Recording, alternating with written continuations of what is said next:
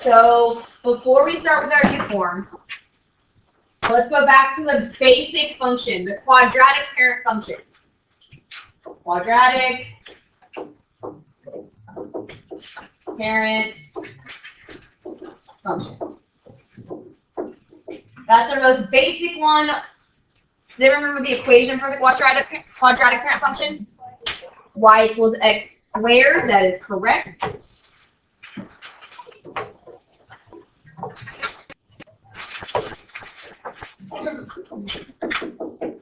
So what's the vertex for the quadratic parent function?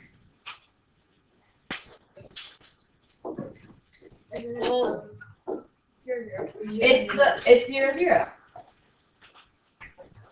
So the last form that we're gonna look at, so we did vertex form. Oops, not this. We've done standard form. Standard form is this one. Do y'all remember what you could see from standard form? Like what parts of the graph could you tell? So y-intercept, that was your C value. And then A tells you if it was up or if it was opening up or opening down. A also, now that we've talked about transformations, talks about the vertical stretch and vertical compression, other than just the reflection part. We did intercept form or factored form, which is x minus p and then x minus q. What are the p, like what is this helpful for, this form? X-intercepts, we didn't talk about it before, but there's an A out in front. Guess what that A is also controlling? Up and down, and it controls your stretch, your vertical stretch, and your vertical compression. So we've done that form already. We're on to our last form. Our last form is called vertex form. Want to take a guess why it's called vertex form? Vertex is showing when we give you vertex form. Vertex form is y equals a x minus h squared plus k. Guess what A controls? Up or down. Up and down, and then vertical stretches and compression. So we can see transformations in vertex form. We can see A is in control of the reflection and then the stretch or compression part, and it's just the vertical stretch and compression part. We only see horizontal stretch and compression during function notation. If it's vertex form, we're just talking about the vertical stuff. And then in our vertex form, we have H and K. Those numbers come from our vertex. H is the X value of your vertex. K is the Y value of your vertex. So if we're talking about transformations, H and K are in control of your horizontal and your vertical shifting. H, since that's the X value of your vertex, is what controls shifting right and shifting left. And then K, since that's the Y value of your vertex, that's controlling the up and down part. Okay, so let's start with some vertex form and then figure some stuff out with it. So if we look at this first example, that is what vertex form looks like. That is already showing you the vertex. What's the vertex of that graph? 5, 3. Good. Remember, inside, so back up to that equation, inside the parentheses has a minus sign. So if it has a minus sign still in your vertex form, that meant it was a positive number. So it's a positive 5 and a positive 3, because outside the parentheses, go with the sign. Go with that flow. Okay. Axis of symmetry. How does every single axis of symmetry start? X equals, and what is equal for this one? 5.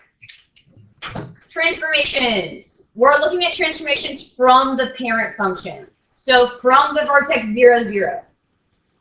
If our original vertex is 0, 0, and our new vertex is 5, 3, what ways did it move? Right 5, up 3. Right 5, up 3. Perfect. Okay. Now for the last step. The last step, if we have something in vertex form, we can transform it, we can change it to look like standard form. So we want it to look like that ax squared plus bx plus c. Parentheses gone. We want to combine everything. We want to multiply it all out and combine everything that we can. So we're going to go here.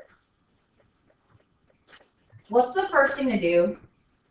Square x minus 5. Do this part. You have two options. Option one, did you like multiplying two or squaring binomials by using that box, or did you like double distributing? So did you like doing that? Just lit. X minus 5 and x minus 5? So that makes this x squared, negative 5x, 25. So that's just what that x minus 5 squared represents. So we still have y equals, we just got x squared minus 10x plus 25, and then plus 3 at the end. Now the reason I put it in parentheses, what's the a value? What's in front of the parentheses? 1. So do I need to distribute 1? Is that going to change what we just got? Okay. But if there was something there, if there's an a value other than 1, we would have to distribute that part. So I just write the parentheses just because. They don't matter for this one though. But what will I still need to do? Combine these two things. So standard form, y equals x squared minus 10x plus 28. Yeah. Wait, but why did you put the plus 3 there? Because it was right here in our vertex form. It was at the end of the vertex form. And now, what can we see that we didn't know earlier? Y-intercept. Y-intercept's at 0, 28. So let's try another one. Let's do this one together. First thing, vertex. What's the vertex? Ooh, in the parentheses, it's the opposite. So 4, and then there's nothing.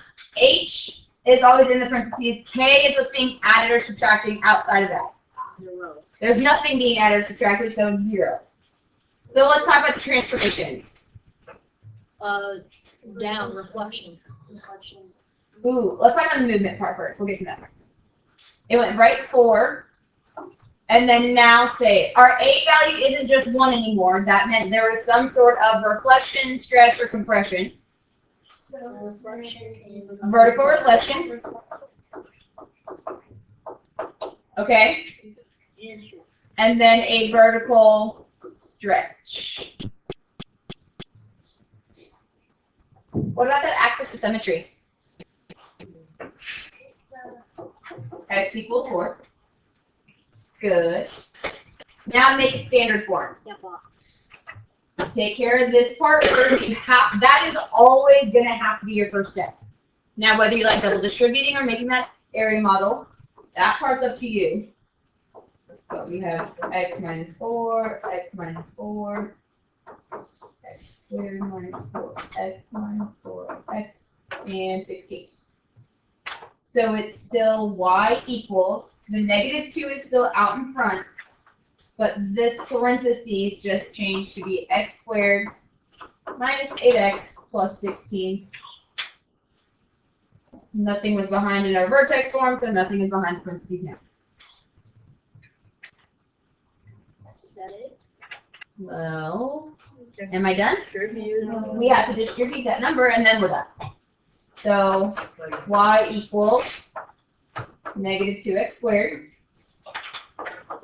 plus 16x minus 32. There's our standard form. Okay. I want you all to do the last one. Does your answer match? Yes. Everything you got that it went left 6 and down 3. It was a vertical compression. And then your standard form matches. Okay. So flip to the next page. Here's vertex form again. Vertex form. H and K represent the vertex. And then x and y. If I'm just asking you to write something in vertex form, you leave it as x and y. But if you somehow have to use that vertex form, x and y representing any point on your parabola. So it's a point on your parabola. And then A controls the width of that parabola, and then it controls direction that it's facing, up or down. So if we look at this next little section. On number 1, what's the vertex? 3, 2. 3, 2. And which direction is that graph going to open? Up. So does that vertex, does that mean it's a minimum or a maximum? Minimum, if it's going to open up. What about number 2? What's the vertex? 1, negative 2. Would that graph open up or down? Okay, and then would that vertex be minimum or maximum? Minimum again. Would this one on number 2, would it stretch or compress or reflect? None of it. What about number 1? Stretch, compression, or reflection? Vertical stretch. On number 3, would it stretch, compress, or reflect? Vertical stretch and reflection. If it has a reflection, that means what direction is it going to open? Down. It'll be opening down. And that means our vertex is going to be a maximum. And what is that vertex? -3, -1. -3, -1. And then the last one. What's the vertex? -1, 3. Good. Is it going to open up or down? Down. And that means the minimum or maximum for that vertex. That's the maximum. What would the range be? Y is greater than or equal to 3. What way is the graph open again? Down. Oh wait, Y is less than or equal to 3. So if it's opening down, that means all my points are below it. So the range would be y is less than or equal to 3, -3. No, 3. I graphed it wrong. You said it right. That would be, okay, there we go. I'm going to skip the graphing part because how could you graph this? How could you graph all 4 of these? You have to write We know the vertex, so 1, -2, there's that vertex. This vertex would be at 3, 2. This last one would be at -3, -1. So we could put that in our calculator, get the rest of our points. Are we okay if we skip it then? We know the direction is going to open. We know the good parts about it, but if you want to get more points, you can also use the calculator. Okay. The reason I want to skip over that part, I want to make sure that we get to this part, which involves writing something in vertex form. If we are writing something in vertex form, here's our vertex form. Y equals A and then x minus h squared plus k. You fill in 3 parts. A, h, and k. So that means we need A, meaning somewhere in the problem it has to talk about the stretch, compression, or reflection part of it. And then we need h and k, which are the value or the x and the y variable values from the vertex. So we are writing an equation for a quadratic whose vertex is at 2, 1, and a point on that quadratic is 1, 4. So what were we given? An h and a k value. So we know h is going to be 2, and k is going to be a 1. So we can fill this part in. But we're missing a. We have to have it, which means we have a point. We need to use that those numbers in for x and y to help us solve for a. So our h value is 2, our k value is 1, and our 2 numbers we can use to help find A are 1 and 4. So we're going to fill those in. So 4 equals A, because we don't know it, 1 and then 1 minus 2. negative 1 squared. So now we have to follow kind of order of operations to help solve it. We're just solving for a letter at this point, which means we have to do this part first.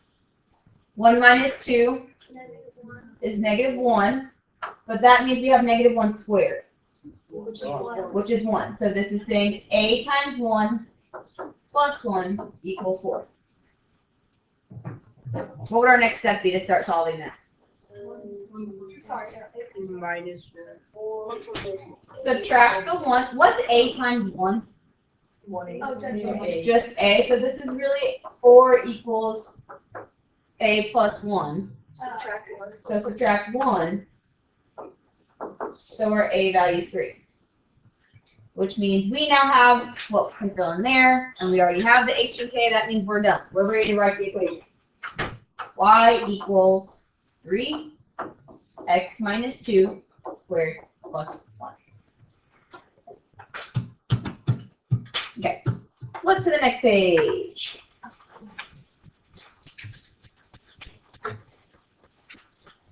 We're going to do number, well, the top one.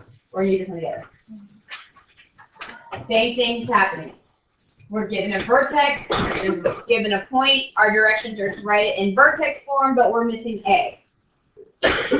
Our H is negative 1, K is 1, X value is 0, Y value is 3. Fill in all of those parts to solve for A.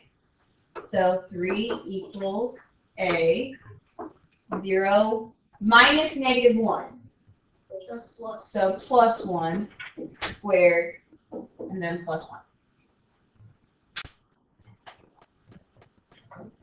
This part has to come first. So what's 0 plus 1? So this is 1 squared inside of here. Well, what's 1 squared? 1. So this is saying A times 1. Well, what is A times 1? A. Just A. So this is really A. The 3 can come all the way down. And the plus 1 can come all the way down. What's the A value then? 2. 2. Okay. Then that means Y equals 2 x plus 1 squared plus 1. Y'all feel like y'all can do the next two? Yeah. Go ahead and do that.